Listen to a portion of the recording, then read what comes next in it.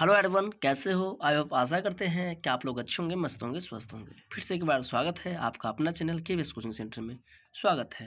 अगर आप पहली दफ़ा आए हो तो लाइक से कमेंट जरूर कर लेना, ताकि मैं आपको डेली लाइव क्लासेस में स्वागत करते हैं। चैप्टर 5 क्लास 8 हिंदी और क्लास 10th नन हिंदी का चैप्टर 5 है हुंड्रू का जलप्रपात। जलप्रपात क्या होता है आप समझेंगे। पहली प्रश्न है कि जैसा हुंड्रू का झरना वैसा उसका मार्ग। इस कथन की व्याख्या कीजिए। इस कथन की व्याख्या क्या आपको व्याख्या करनी है। जैसे हुंड्रू का झरना वैसा उसका मार्ग। इस कथन का अर्थ है कि हुंड्रू जाने का रास्ता उतना ही मनोरम और आकर्षक है जितना कि खुद हुंड्रू का झरना है। जैसे झरना अपनी छटा और जलधारा से दर्शकों को मुग्ध करता है, मतलब अच्छा लगता है, रोचक बनाता है, वैसे ही उस तक पहुंचने का मार्ग भी अपने प्राकृतिक सौंदर्य को आनंद अनुभव प्रदान करता है। मार्ग में बिखरे जंगल, पक्षियों की आवाज़ें और हरियाली का समावेश एक अनूठी यादगार यात्रा बना देता है। हुंड्रू का झरना कैसा बना? हुंड्रू का झरना स्वर्णरेखा नदी के पहाड़ से गिरने पर बनता है। ये स्वर्णरेखा नदी आपको झारखंड में मिलेगा। नदी पहाड़ को पार करते समय कई धाराओं में विभाजित हो जाती है।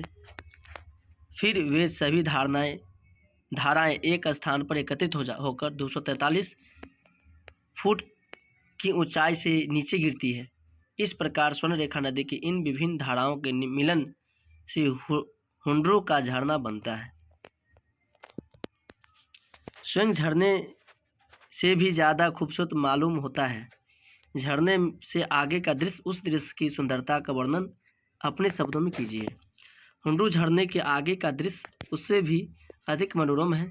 एक छोटी घाटी में पहाड़ों और झरने से उतरकर बड़ी हुई पतली नदी का नज़ारा बेहद खूबसूरत लगता है। नदी के किनारे पत्थर और झाड़ियों का समावेश प्राकृतिक सौंदर्य और भी निखारता है। चारों ओर हरियाली और पर्वतमालाएं नजर आती है। यह स्वर्णीय दृश्य दर्शकों को मंत्रमुग्ध कर देता है। मंत्रमुग्ध मतलब अच्छा कर देता है, सुंदर बना देता है, सुशील बना देता है, मतलब अच्छा लगता है देखने में, जैसे कि आपको दिल को भा जाता है। ऐसे को होते हैं मंत्रमुग्ध कर देना। नेक्स्ट क्वेश्चन है 4 नंबर प्रश्न है।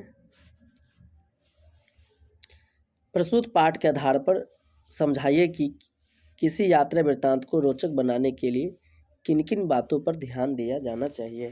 किन किन बातों पर ध्यान देना चाहिए, आंसर पढ़ेंगे। किसी यात्रा वृत्तांत को रोचक बनाने के लिए निम्नलिखित बातों पर ध्यान देना आवश्यक है।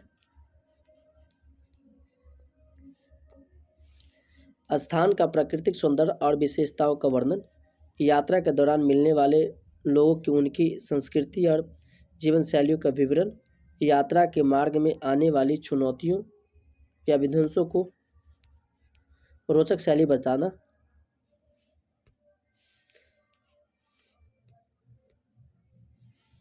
स्थानीय भोजन, पकवान और उत्पादों का उल्लेख, कहानी शैलियों में प्रस्तुतिकरण और रोचक विवरण। यहाँ पर एक दृश्य का वर्णन 2 प्रकार से किया जाया है। उपयुक्त 2 कथनों में से प्रथम कथन अधिक रोचक और बेहतर लगाव लगता है, इसीलिए इसकी कुछ प्रमुख वजह है।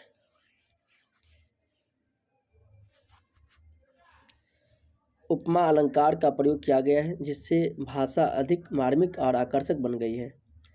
विशेषण शब्दों के साथ विशेष शब्दों का भी प्रयुक्त किया गया है, जिससे वर्णन अधिक स्पष्ट और भावपूर्ण हो गया है।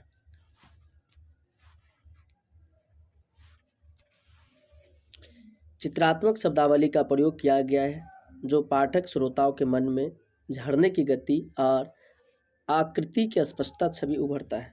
तो thank you, best of luck, bye bye, tata. अगर आपको वीडियो अच्छा लगा तो लाइक शेयर कमेंट जरूर कर लेना। Thank you. अगर आप हमसे ऑफलाइन पढ़ना चाहते हैं, जुड़ सकते हैं KVS 1 Guddegachhi Maharaj Madhubani and Bara Bazar Madhubani, 3rd branch Maharajganj Madhubani.